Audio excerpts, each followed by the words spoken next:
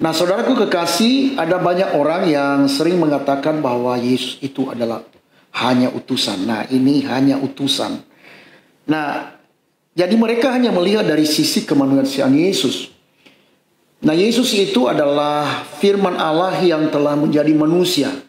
Sebelum ia menjadi manusia, firman Tuhan di dalam Yohanes pasal 1 ayat 1 dikatakan ya, bahwa pada mulanya adalah firman, firman itu bersama-sama dengan Allah dan firman itu adalah Allah. Ia pada mulanya bersama-sama dengan Allah. Segala sesuatu dijadikan oleh Dia dan tanpa Dia tidak ada suatu pun yang telah jadi dari segala yang telah dijadikan. Nah, jadi Dia adalah firman. Nah, dikatakan nanti di dalam ayat 14 dari pasal 1, yaitu Yohanes pasal 1 ayat 14, firman itu telah menjadi manusia, menjadi daging ya, dan diam di antara kita, dan kita telah melihat kemuliaannya, yaitu kemuliaan yang diberikan kepadanya sebagai anak tunggal Bapa, penuh kasih, karunia, dan kebenaran. Ya, jadi pada mulanya secara eksistensinya bahwa Yesus itu adalah firman, logos. Artinya bukan hanya sekedar perkataan, bunyi, suara, tetapi lebih lagi adalah pikiran, hikmat, pengetahuan Allah, ya, dan juga perkataan Allah, yaitu firman. Ya, jadi logos. Jadi jangan hanya diartikan ya logos itu adalah hanya sekedar bunyi, ya, tetapi adalah pikiran, hikmat, pengetahuan, dan juga adalah perkataan Allah, ya. Jadi itu logos, firman. Nah, firman itu yang telah menjadi manusia. Nah, kalau ada polemikus yang sering mengatakan ya di dalam Yohanes pasal 17, mereka mengutip ayat yang ketiga, saudara. Mereka berkata bahwa Yesus itu hanya utusan.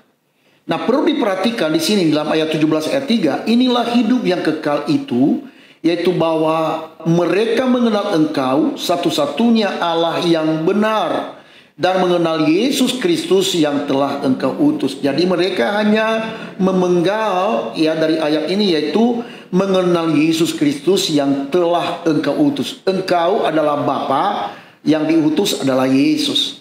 Nah, jadi memotong-motong ayat-ayat firman Tuhan yang tidak sesuai dengan konteks akan membawa penyesatan ya bagi banyak orang.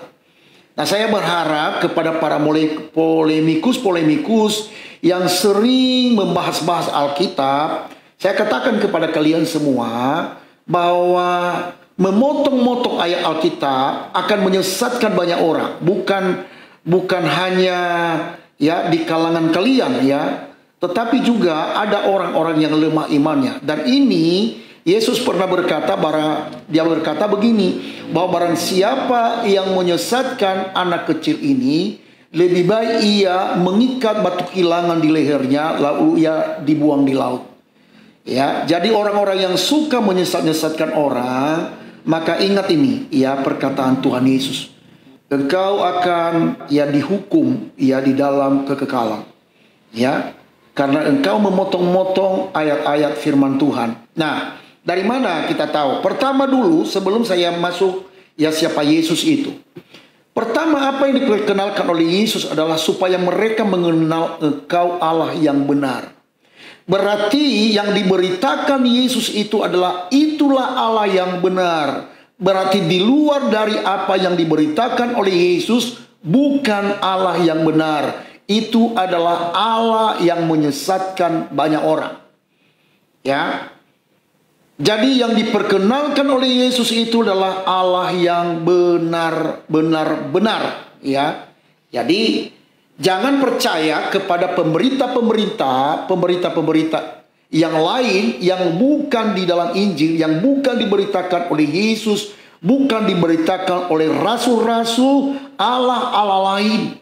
Ya, karena semua Allah-Allah bangsa-bangsa, firman Tuhan yang berkata adalah berhala. Jadi hanya yang diberitakan oleh Yesus Kristus itu adalah Allah yang benar, satu-satunya Allah yang benar. Makanya dikatakan ya, satu-satunya Allah yang benar. Inilah hidupnya kekal itu, yaitu bahwa mereka mengenal Engkau satu-satunya Allah yang benar, tidak ada dua-duanya. Jadi bagi ya para pendengar ya, mungkin sering mendengarkan ya pemerintah yang lain ya, yang di luar daripada apa yang dikatakan oleh Injil, di luar daripada apa yang diberitakan oleh Alkitab, maka itu adalah bukan Allah yang benar. Nah, kita kembali pada pengenalan akan Yesus. Betul, Yesus itu adalah utusan, betul. Tetapi Yesus itu juga adalah Raja, Yesus itu adalah Nabi, Yesus itu adalah Imam Agung. Jadi semua gelar-gelar Yesus itu ada. Dan salah satunya adalah utusan.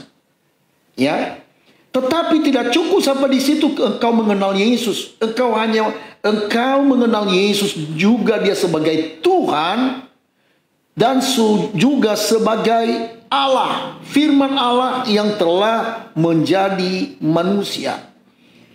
Ya, jadi jangan hanya berhenti sampai hanya sebagai utusan.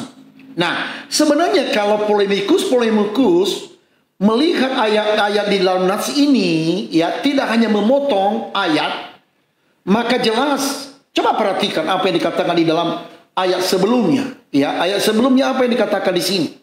Perhatikan di dalam ayat yang kedua.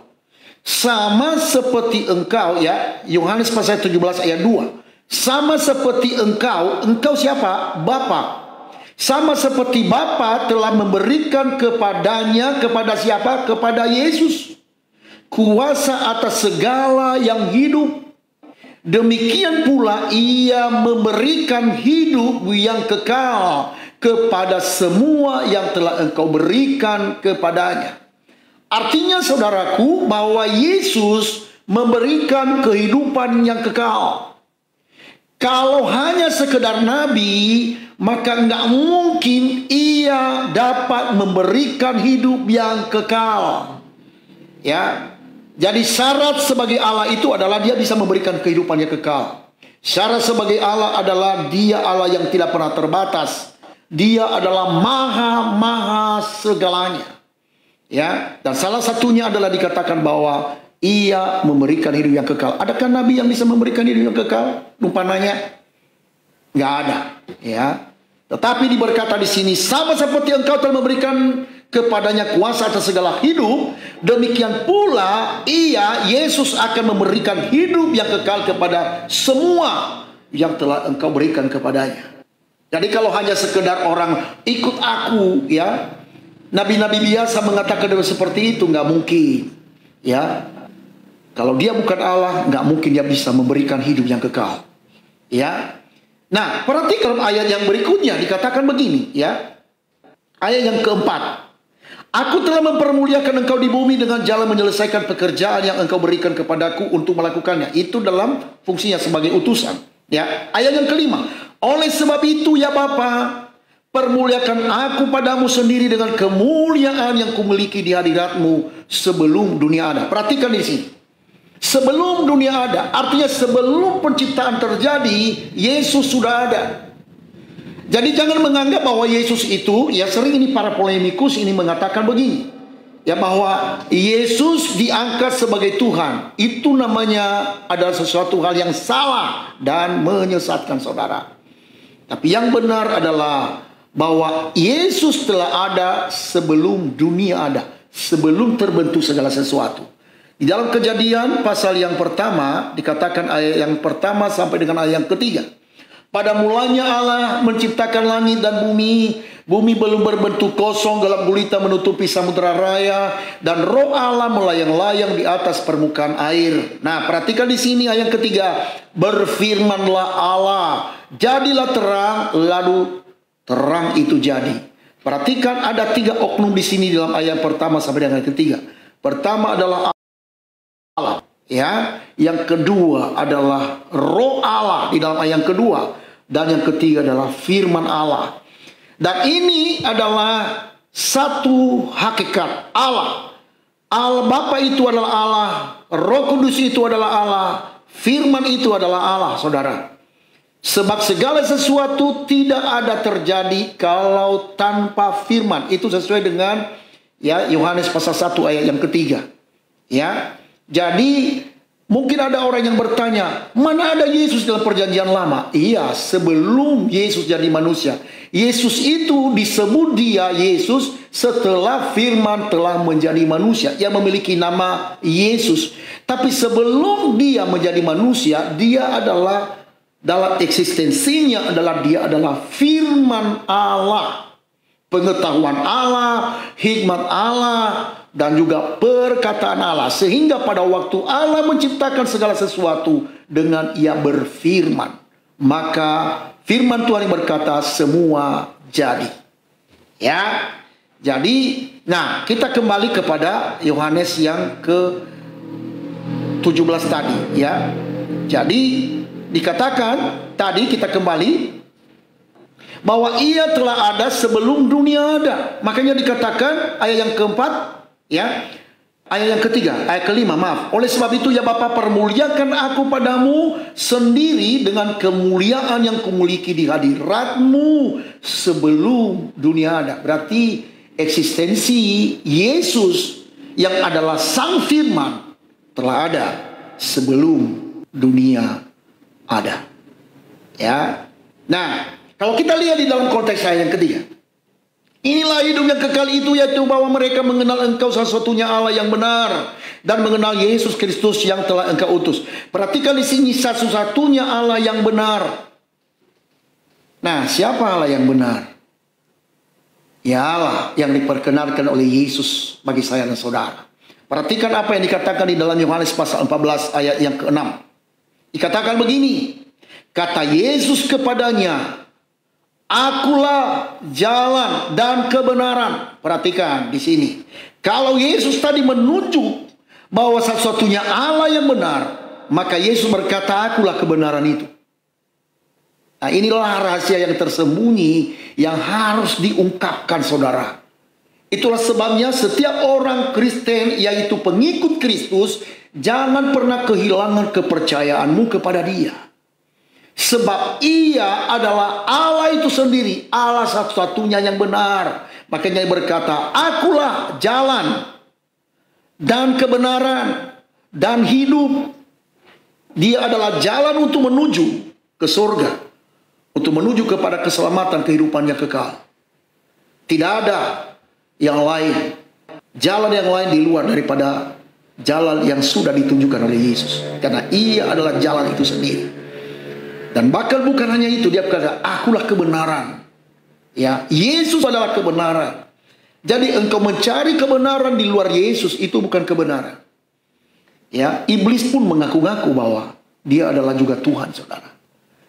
Ya, kalau kita hanya percaya bahwa Tuhan itu satu, iblis juga tahu. Ya, dalam kitab Yakobus berkata bahwa iblis pun tahu bahwa Allah itu satu. Ya, bahkan ia gemetar, saudara. Tetapi kalau engkau tidak mengenal sungguh-sungguh kebenaran yang diberitakan oleh Injil, engkau akan mati dalam dosa. Ya, hanya Yesus satu-satunya jalan kebenaran, jalan menuju ke rumah Bapa. Bahkan di dalam ayat sebelum dari ada pasal 14 ini, di dalam Yohanes 14 ayat 1 sampai dengan ayat 3, jangan gelisah hatimu, percayalah kepada Allah, percayalah juga kepadaku. Di rumah Bapakku banyak tempat tinggal. Jika tidak demikian, tentu aku mengatakannya kepadamu. Sebab aku pergi ke situ untuk menyediakan tempat bagimu. Dan apabila aku telah pergi ke situ dan telah menyediakan tempat bagimu, aku akan datang kembali dan membawa kamu ke tempatku, supaya di tempat di mana aku berada, kamu pun berada. Ya, jadi kalau dia bukan pemilik sorga, nggak mungkin dia mengundang, dia berkata, aku datang nanti kepadamu, supaya ke tempat di mana aku berada, kamu pun berada.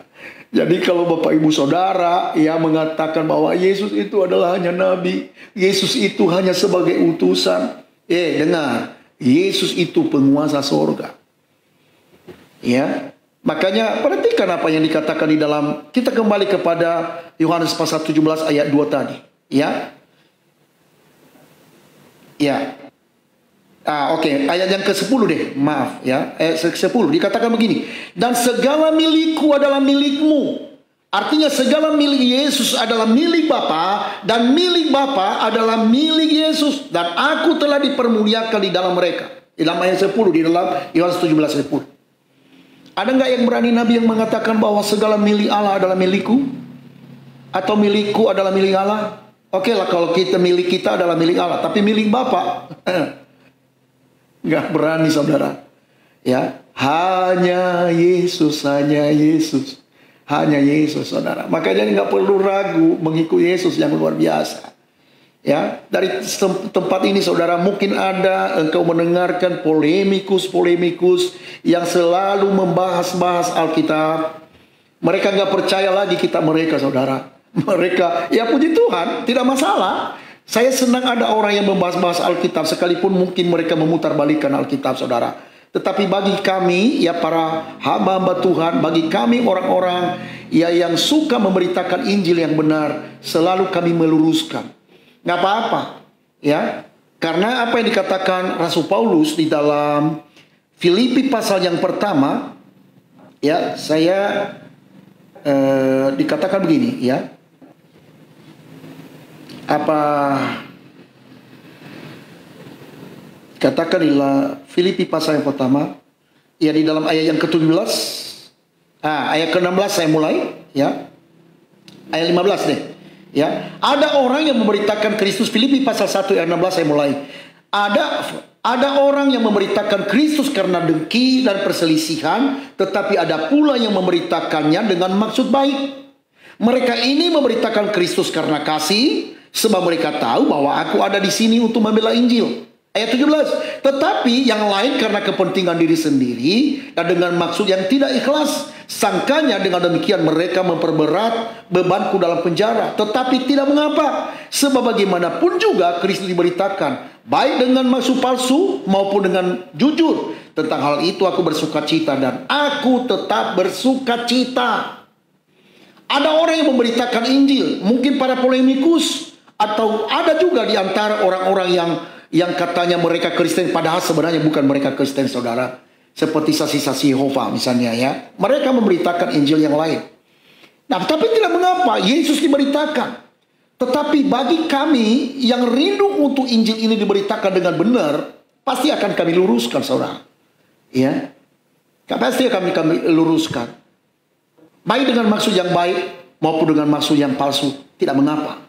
Ya, tetap Yesus diberitakan.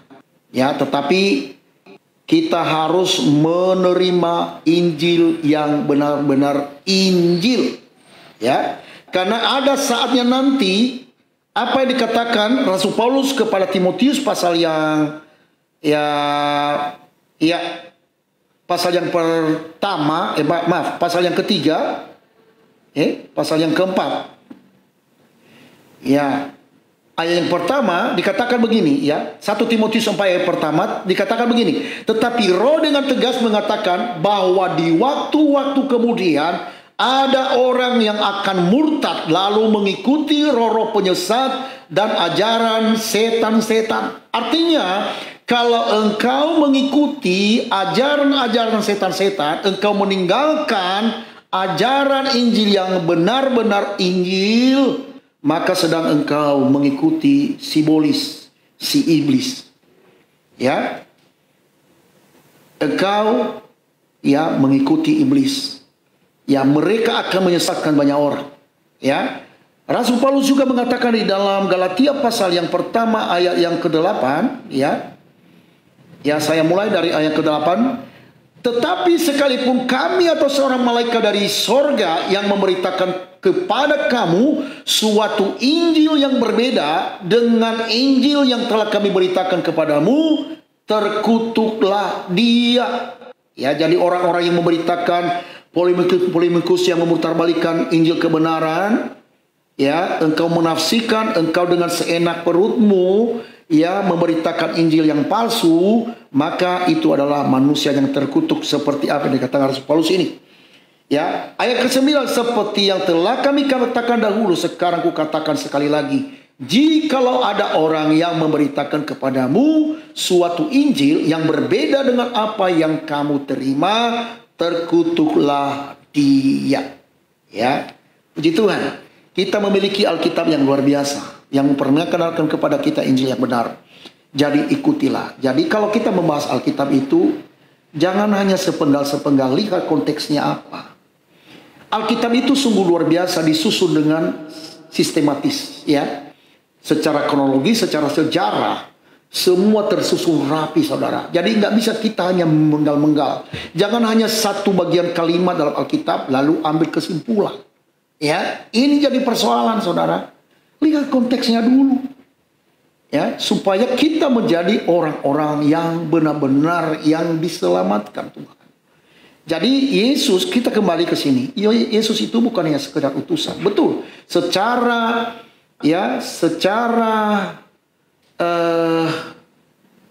gelar, Yesus adalah utusan, juga memiliki utusan. Dia Yesus juga sebagai raja, dia Yesus itu nabi, dia Yesus itu imam agung, apalagi Yesus itu adalah hamba. Ya. Nah, ada orang yang bertanya lagi kepada saya, ya, Pak Pendeta, kalau Yesus dengan Allah itu siapa yang lebih besar? Dengan Bapa siapa yang besar?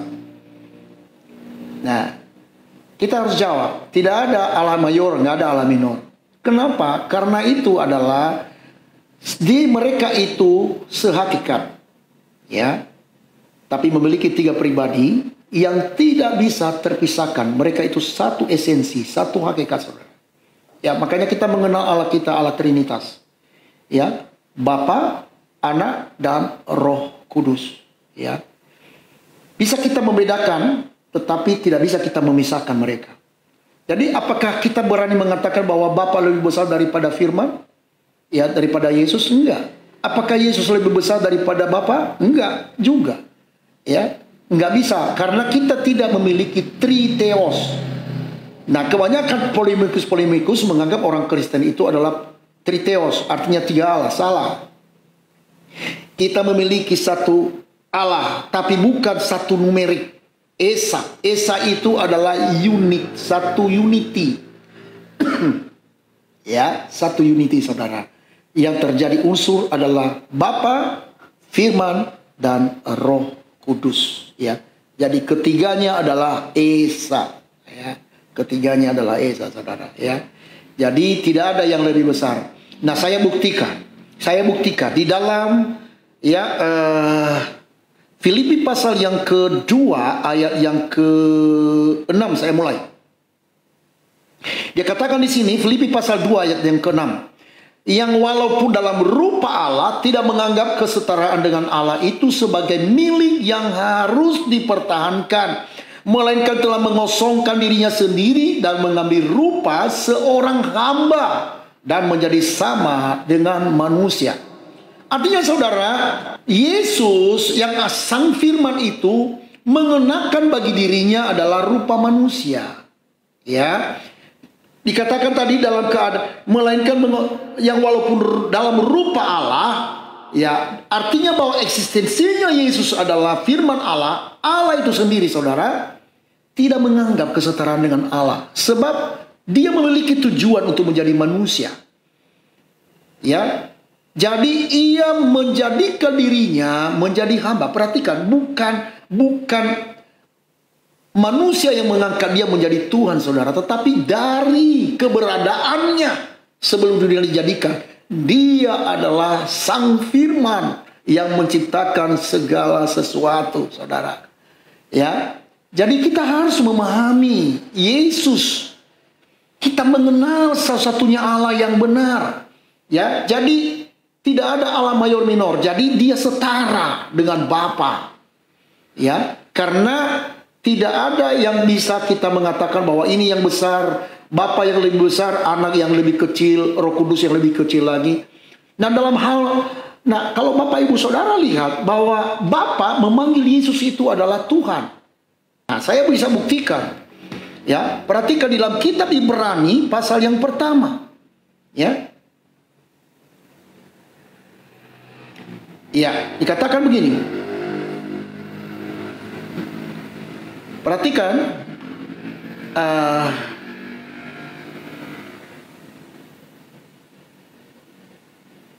Ayat yang ke-8. Ya, ayat ke-8 dikatakan begini. Tetapi tentang anak, ia, siapa ia ini adalah Bapa. Ya, Ibrani pasal 1 ayat 8. Tetapi tentang anak, ia berkata, tatamu ya Allah. Nah, tentang anak. Bapa mengatakan bahwa, ya, dikatakan begini. Tetapi tentang anak, Bapa berkata, tatamu ya Allah. Kepada siapa? Kepada anak. Siapa yang anak? Yesus. Tatamu ya Allah, tetap untuk seterusnya dan selamanya. Dan tongkat kerajaanmu adalah tongkat kebenaran. Amin ya. Ya. Jadi jangan anggap bahwa Yesus itu lebih kecil. Bapa berkata, tatamu ya Allah. Ya, bangga enggak kita memiliki Allah yang luar biasa, yang Tritunggal, Bapa, Anak, dan Roh Kudus, yang sering menyerang, yang sering orang-orang polemikus menyerang iman kita. Oh, Yesus itu hanya manusia biasa, karena mereka hanya melihat Yesus ya sebagai dalam natur manusianya. Sering saya katakan bahwa natur Yesus itu adalah ada natur ilahi, ada natur manusianya. Makanya jangan heran Yesus berdoa, Yesus lapar, Yesus menangis, Yesus yang menangis ya. Dan ada lagi, hanya di dalam keadaan dia manusia, ia tidak berbuat dosa. Beda dengan saya. Beda dengan Zaluku ini, pendeta Zaluku ini berbeda. Manusianya saya berdosa. Tapi manusia Yesus dari sejak dia, dari kecil sampai ia umur kurang lebih 33,5 tahun, ia tidak pernah berbuat dosa. Dia adalah manusia yang sempurna. Ya.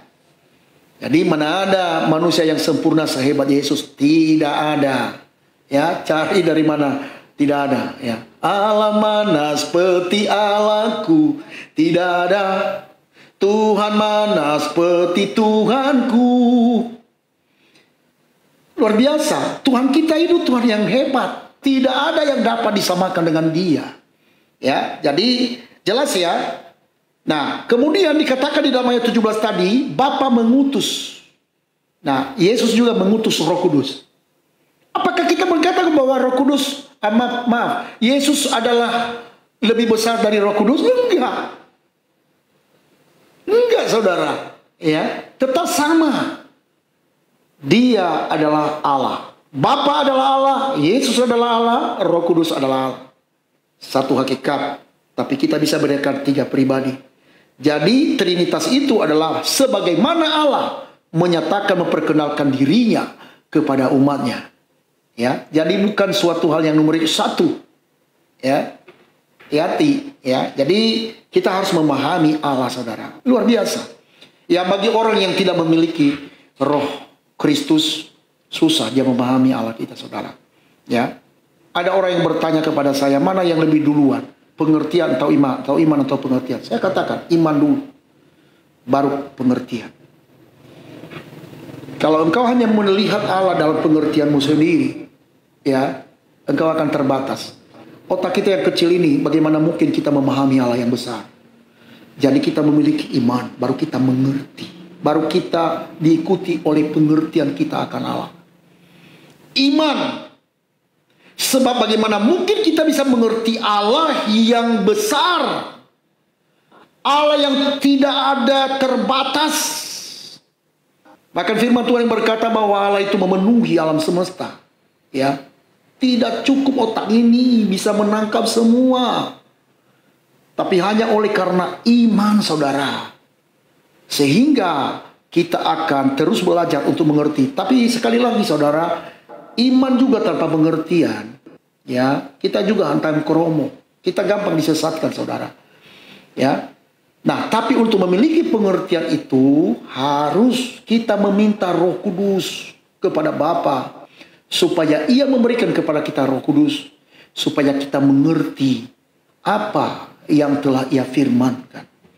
Sebab kalau hanya kita banyak mengerti tetapi tanpa Roh Kudus, saudara, kita akan menjadi kita adalah Farisi dan ahli Taurat. Dan Yesus mengecam ahli Taurat dan Farisi. Mereka hanya pintar berpengetahuan. Tetapi tidak mereka lakukan, saudara.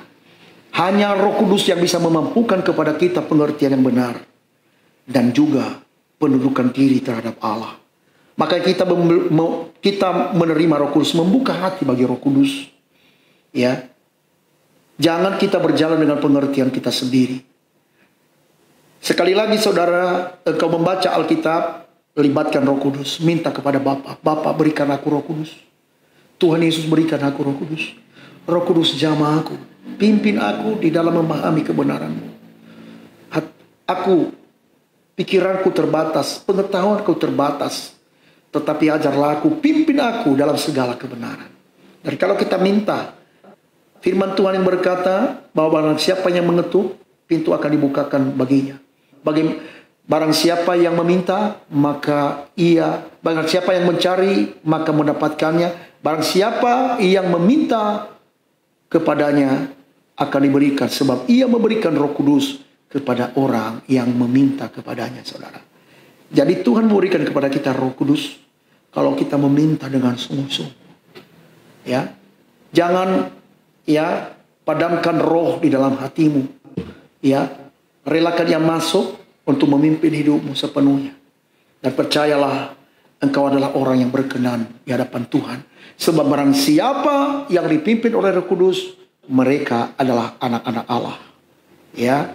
Jadi oleh sebab itu, dalam kesempatan ini, sekali lagi apa yang sudah saya sampaikan kepada Bapak Ibu Saudara, ya, kiranya Roh Kudus memeteraikan itu, sehingga Bapak Ibu Saudara yang para pendengar tidak akan terombang-ambing oleh angin pengajaran yang menyesatkan kita. Karena ingat, menjelang kedatangan Tuhan Yesus, ada banyak guru-guru palsu, ada banyak nabi-nabi palsu. Mereka akan menyesatkan banyak orang. Dan kalau sekiranya firman Tuhan kata, kalau sekiranya itu akan diperpanjang lagi, banyak orang yang tersesat, saudara. Tidak ada yang diselamatkan. Tapi puji Tuhan sekali lagi, karena Roh Allah telah tercurah bagi kita dan diam bersama dengan kita. Mari kita ikuti apa yang menjadi kehendak Allah bagi kita. Tuhan Yesus memberkati kita sekalian. Nah,